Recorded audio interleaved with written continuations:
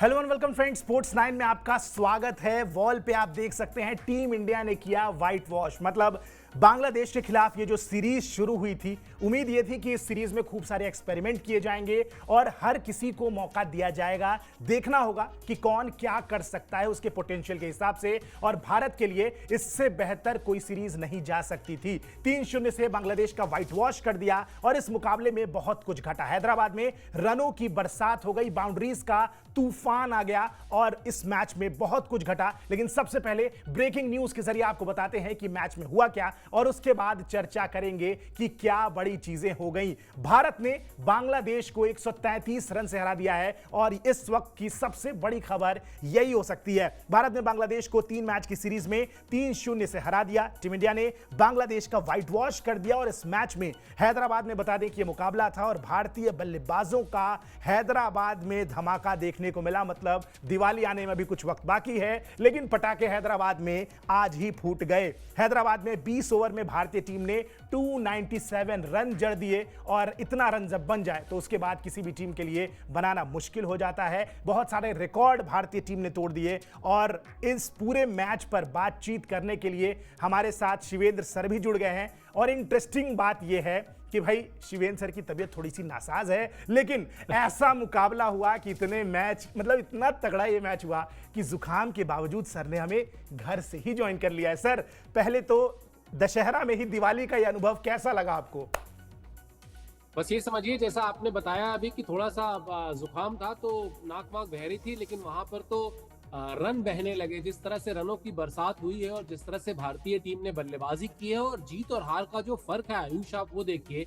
मतलब आप बहुत डंके की चोट पे आप ये बात कह सकते हैं कि भारत ने जितने रन बनाए उसमें बांग्लादेश को वो 2 बार हरा सकता था। ये कोई, मतलब मैं मजाक में नहीं कह रहा हूँ। 133 रन से अगर जीत मिल रही है, और सबसे बड़ी चीज, अगर मैं इस सीरीज को देखूं और अगर इस सीरीज को एनालाइज किया जाए, इसका एनालिसिस किया जाए, तो मैं ये समझता हूं कि आप सोच कर देखिए, पहला मैच भारतीय टीम ने 7 विकेट से जीता, दूसरा मैच भारतीय टीम ने 86 रन से जीता, और तीसरा मैच जिसका नतीजा आपके सामने है 133 रन से जीत।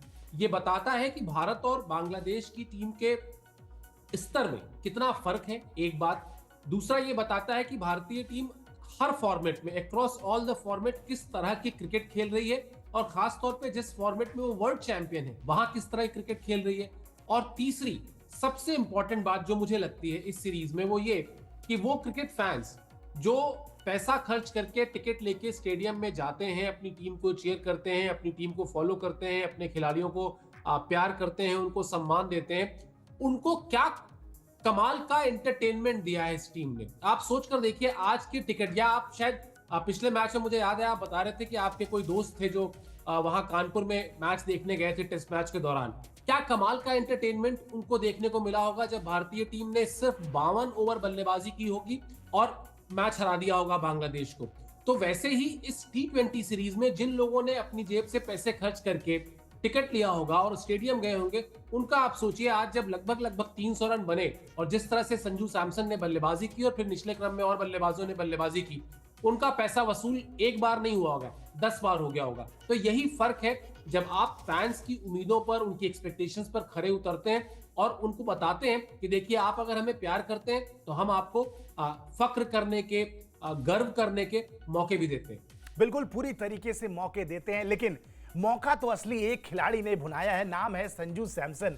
मतलब मौका मिला इस पूरी सीरीज में। हम बार बार ये बात भी कर रहे थे सर प्री मैच में कि संजू सैमसन के लिए ये डू और डाई वाली सीरीज है, क्योंकि उनके फैंस बहुत हल्ला करते हैं कि संजू को बार बार मौका दो। मिलता भी है मोर और लेस, कभी कभार इन एंड आउट चलते रहते हैं टीम में, लेकिन वो कंसिस्टेंसी नजर नहीं आती है, वो धमाकेदार परफॉर्मेंस, जो पोटेंशियल है वो नजर नहीं आता है। लेकिन हैदराबाद में आज वो पोटेंशियल नजर आया और क्या दमदार नजर आए ग्राफिक्स के जरिए। पहले बताइए कि संजू की पारी कैसी रही, उसके बाद सर से पूछते हैं कि इस पारी को लेकर उनका क्या कहना है। संजू सैमसन ने T20 क्रिकेट में अपना पहला शतक जड़ दिया। मात्र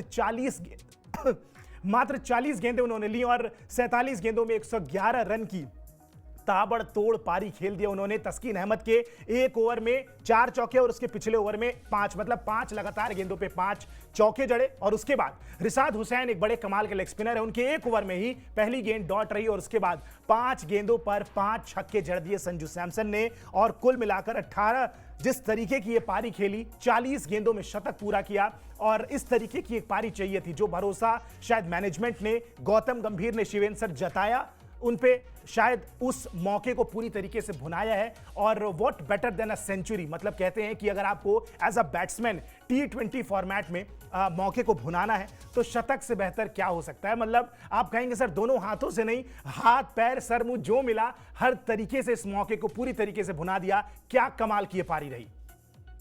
बिल्कुल आयुष, और मुझे तो लगता है कि जैसे कई बार आपके जीवन में कुछ चीजें होती हैं जो लाइफ सेविंग होती हैं। जब आप एक किसी बहुत बड़े एक्सीडेंट से बचते हैं या जो बिल्कुल नैरो स्केप होता है जहां पर आपको लगता है कि बच गए। मैं इस पारी की तारीफ करने से पहले, मतलब जो उन्होंने किया इसमें कोई दो राय नहीं कि वो तारीफ के काबिल है, उस पर आपने बहुत कुछ कहा भी। लेकिन मैं इसको देखता हूं कि अगर ये पारी नहीं आती तो फिर संजू सैमसन का करियर जो है मुझे बहुत खतरे में दिखाई दे रहा था। ऐसे वक्त में जब आप पर अपने करियर के एक ऐसे दौर में है जहां पर आप पर तलवार लटक रही हो, वहां पर अगर आप एक ऐसी पारी खेल दें तो निश्चित तौर पर मैं इसको एक लाइफ सेविंग पारी मानता हूं, करियर सेविंग पारी मानता हूं।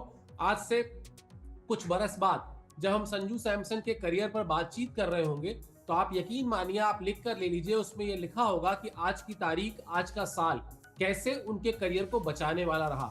47 गेंद पर 111 रन, जो भी आपकी स्क्रीन पर हम डेटा दिखा भी रहे, 11 चौके यानी 44 रन उन्होंने ऐसे बना लिए और 8 छक्के यानी 48 रन उन्होंने ऐसे बना लिए, यानी 90 से ज्यादा रन उन्होंने 19 गेंदों में बना दिए थे। तो ये जो बल्लेबाजी उन्होंने की, इसमें दो चीजें बहुत खास हैं। एक, उनके लिहाज से अगर देखा जाए तो उनके लिए करियर सेविंग है, और अगर दूसरे लिहाज से देखा जाए, जो आपने बात कही कि उन पर भरोसा जताया भारतीय टीम ने, उनको दिया मौका। और मैं इसको जब बड़ी तस्वीर में देखता हूं तो मैं इसको इस तरह से देखता हूं कि अब भारतीय टीम उस जगह पर है जहां वो खिलाड़ी को मौका देती है कि अगर हम आपको अपनी स्कीम ऑफ थिंग्स से बाहर कर रहे हैं या अगर हम आपके नाम पर अब कंसीडर नहीं कर रहे हैं तो आपको ये ना लगे कि मेरे साथ अन्याय हुआ।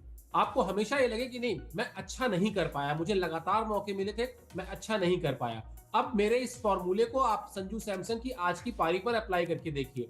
एक सेकंड के लिए मान लीजिए संजू सैमसन आज नहीं खेल पाते, क्या अगर उनको ड्रॉप किया जाता तो उनको कोई मलाल होता? क्या उनको कोई शिकायत का अधिकार होता? क्या उनके फैंस कोई हो हल्ला मचाते? शायद नहीं, क्योंकि आपको मौका दिया गया, एक सीरीज में लगातार मौका दिया गया, इससे पहले भी मौका दिया जा रहा था, लेकिन आप रन नहीं कर पाए।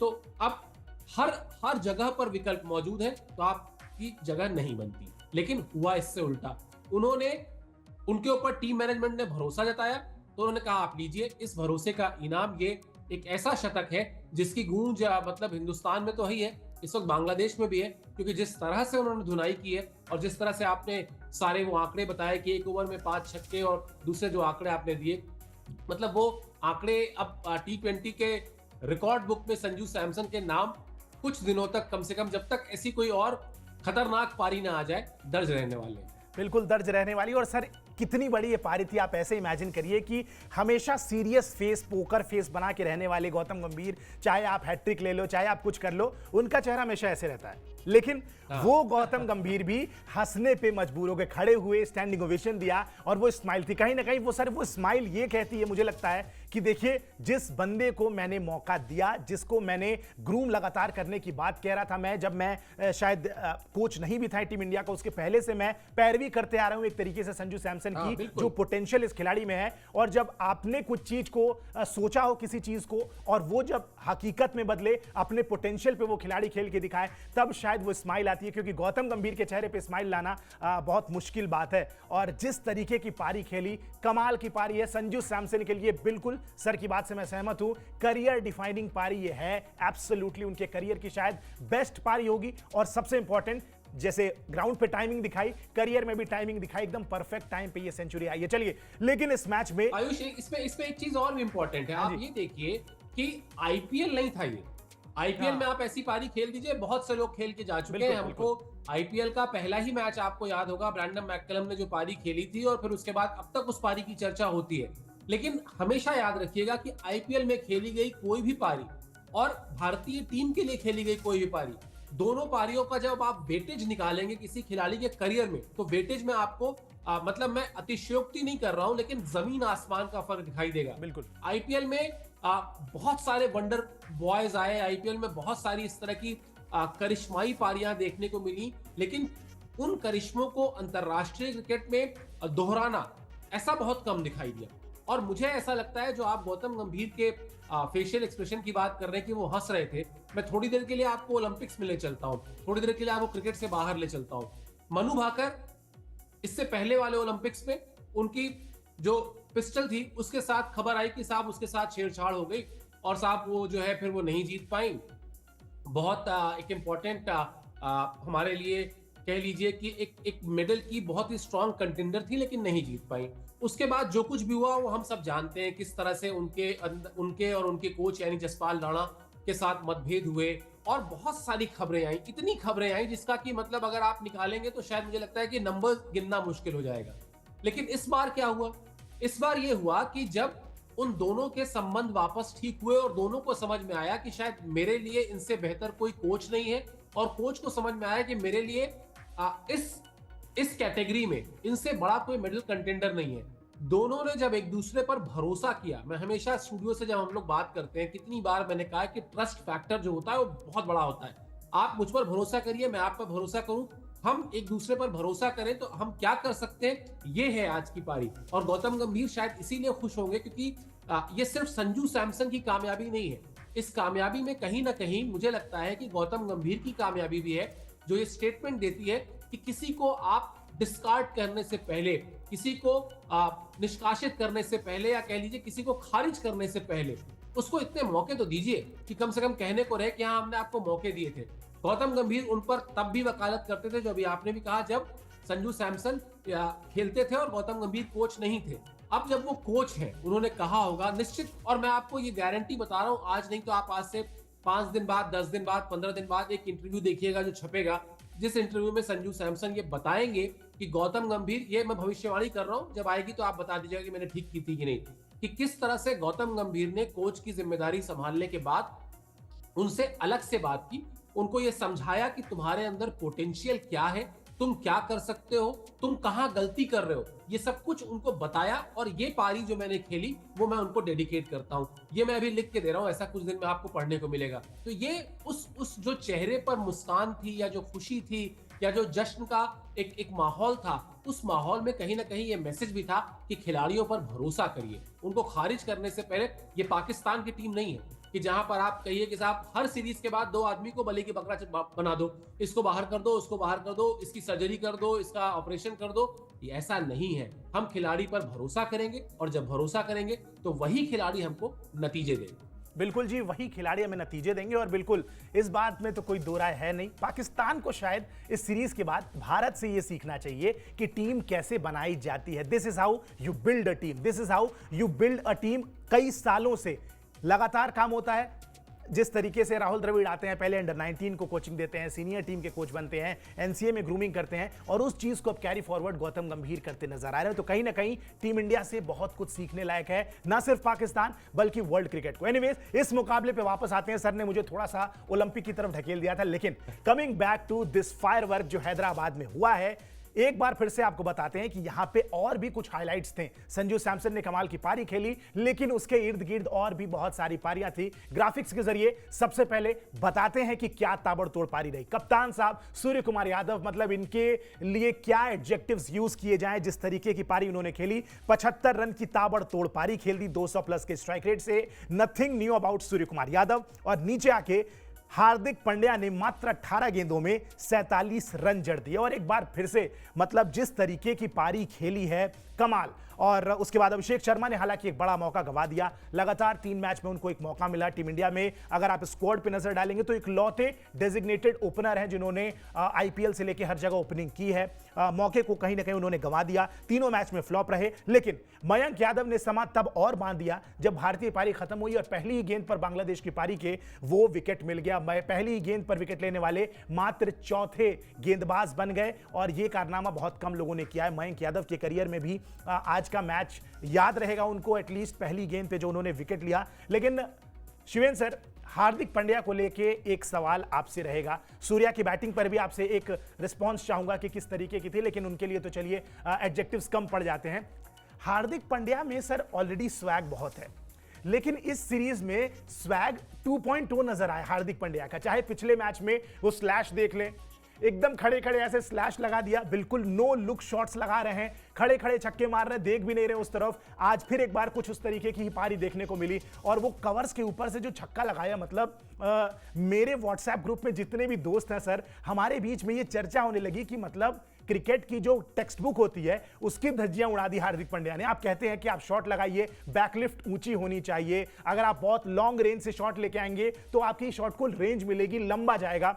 सर ऐसा कुछ नहीं है, खड़े खड़े हल्की से फ्लिक की और कवर्स के ऊपर से कोई इतना लंबा छक्का कैसे लगा सकता है बिना लुक किए? क्या स्वैग है। और सर ये खिलाड़ी मतलब जिस तरीके से T20 वर्ल्ड कप में और उसके बाद एक अलग तरीके के रंग में नजर आ रहा है, मतलब वो हार्दिक पांड्या जो है ऑपरेशन के पहले जिस तरीके से खेलते थे, लगभग वैसे हार्दिक पांड्या दोबारा से वापस आ गए हैं।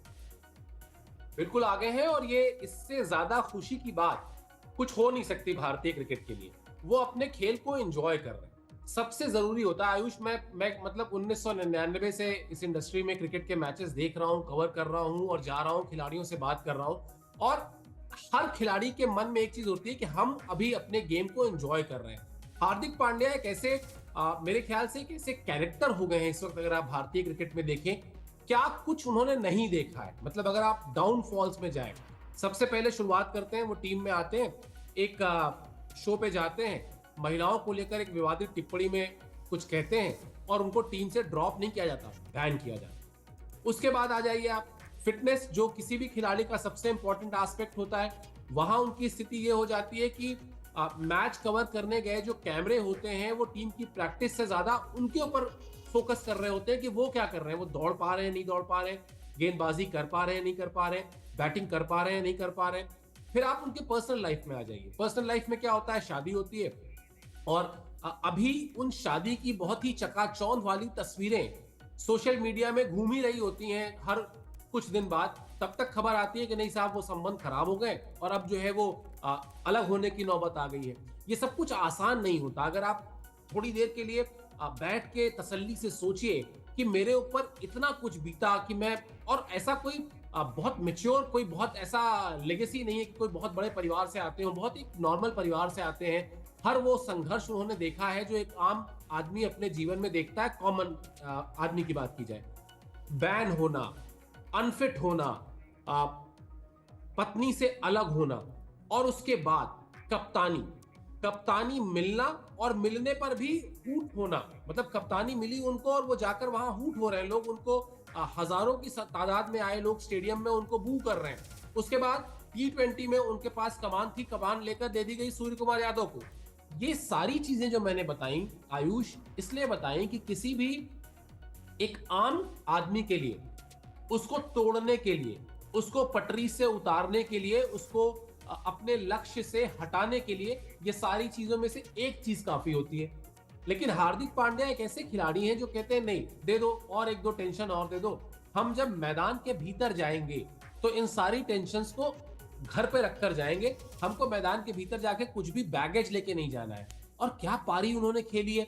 मतलब अगर आप सोच कर देखिए तो हम बात तो कर रहे हैं संजू सैमसन के शतक की, लेकिन संजू सैमसन के शतक में जो उनका स्ट्राइक रेट है वो है 236.17 का, और हार्दिक पांड्या की जो पारी है 18 गेंद पे 47 रनों की, वो है 261.11 की स्ट्राइक रेट, जिसमें 4 चौके और 4 छक्के हैं। और हम लोग कहां बात करते हैं, हम लोग बात करते हैं कि साहब अगर कोई खिलाड़ी T20 फॉर्मेट में 150 की स्ट्राइक रेट से रन बना रहा हो तो उसकी पारी मैच के नतीजे पर असर डालती है। हार्दिक पांड्या ने कहा 150, मैं 250 के ऊपर जाने वाला हूं, आपको जो करना हो कर लो। तो ये तभी संभव है जब एक, आप अपने आप पर भरोसा रखें, आप अपनी लड़ाई आप लड़ें, मैदान के भीतर भी और मैदान के बाहर भी, और दो, जब आपको सबसे बड़ी चीज हो कि आपको किसी तरह का बैगेज परेशान ना करता हो, आपको पता हो कि आपने किस प्रोसेस को करके भारतीय टीम में जगह बनाई हो और आप उस जगह का सम्मान करते हो, आप अपने पास आए मौके का सम्मान करते हो, अपने पास से गए मौकों का रोना रोने की बजाय जो है उस पर भरोसा करते हो। मतलब हेड्स ऑफ टू हिम, इसके बाद मुझे अगर कोई कहे कि हार्दिक पांड्या कितने बड़े खिलाड़ी हैं, कितने बड़े चैंपियन खिलाड़ी हैं, मुझे लगता है शायद मुझे 10 में से अगर 10 नंबर देने हो तो जो हम लोग मजाक में कहते हैं स्टूडियो में, मैं 2-4 नंबर एक्स्ट्रा जो है उनको अच्छी हैंड राइटिंग के भी दे दूंगा।